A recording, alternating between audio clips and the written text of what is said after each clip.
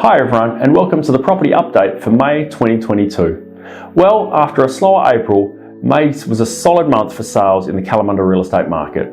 I must admit that I got a little concerned in April when we started to lose some momentum in the market, and with the impending interest rate rises and the election, that we could start to see prices slow.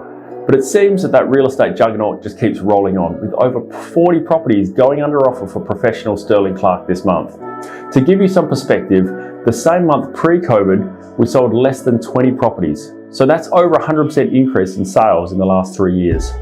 Currently, there's only 132 properties for sale in the whole city of Kalamunda, which is still a low number.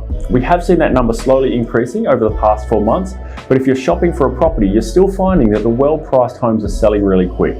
The main difference we're seeing in the market right now is that the poorly presented properties aren't getting as much attention and tend to be sitting around for a bit longer. For the first time in a long time, I've had to start doing some price reductions on the poorly presented homes to try and get some inquiry and attendance. The top of the hills is still the top performer, with competition being the strongest up there. I myself have been looking at properties in 𝗨𝗽𝗱𝗁𝘂, and you've still got to be quick for the beautiful homes. If you miss that first home open, you'll generally miss out on the home. It's as simple as that. The current median house price in 𝗨𝗨𝗂𝗧 is $680,000, which is a 17.2% increase in the last 12 months.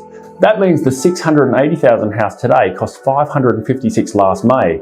That's a huge increase, but RERA is still predicting another 7% this year, which means the $680,000 house today will cost $730,000 next year. That is huge growth.